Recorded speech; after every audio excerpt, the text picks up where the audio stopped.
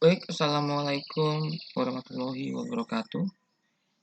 Di video kali ini saya akan melanjutkan pembahasan di mata kuliah kita, pemrograman Visual Basic, dan perlu saya informasikan ini adalah bab terakhir dari mata kuliah kita, karena dua bab yang berikutnya itu tidak masuk ke dalam silabus pembelajaran.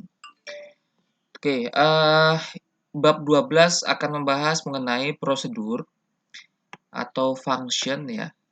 Apa itu prosedur? Jadi prosedur itu adalah sekumpulan blok program, baris program yang diberikan satu nama yang sama.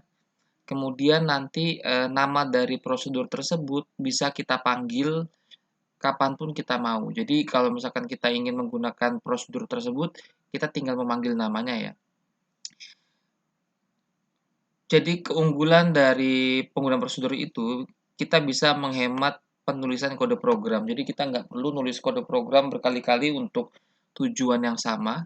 Kita cukup menuliskan sekali, kemudian kita bisa memanggil program tersebut berdasarkan namanya saja. Itu adalah prosedur. Nanti kan kita lihat contohnya teman-teman ya. Nah, di sini di Visual Basic ada 6 jenis prosedur. Pertama ada prosedur sub, yang kedua ada prosedur function, lalu ada event, kemudian ada prosedur property. Prosedur sub dan function yang akan kita pelajari hanya dua, yaitu prosedur sub dan prosedur function. Prosedur sub itu tidak mengembalikan nilai setelah tugasnya selesai. Oke. Sedangkan function, dia akan mengembalikan nilai setelah tugasnya selesai. Maksudnya seperti apa? Jadi ketika nanti kita memanggil prosedur, baik itu sub atau function, maka di dalam prosedur sub atau function tersebut akan ada baris-baris program untuk mengerjakan suatu tugas. Ketika tugasnya selesai, jika dia adalah prosedur sub, maka dia tidak mengembalikan nilainya. Jadi dia hanya melakukan perubahan-perubahan tanpa melakukan pengembalian nilai. Beda dengan function, kalau function berarti ada nilai yang harus ditampilkan dan dikembalikan. Seperti itu ya teman-teman. Nanti akan kita lihat contoh programnya. Oke,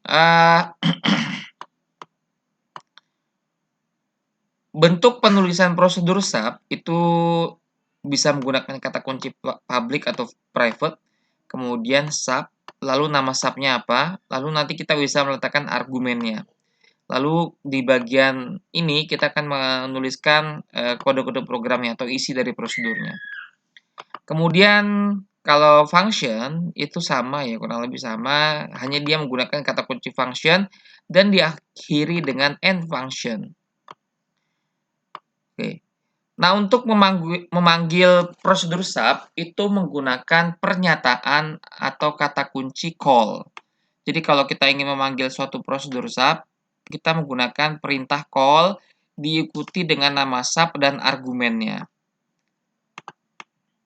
Oke. Kalau function gimana? Kalau function berarti dia tinggal memanggil namanya langsung ya, teman-teman.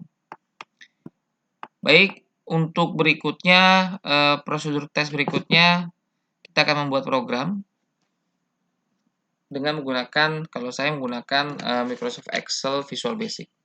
Oke, terima kasih. Assalamualaikum warahmatullahi wabarakatuh.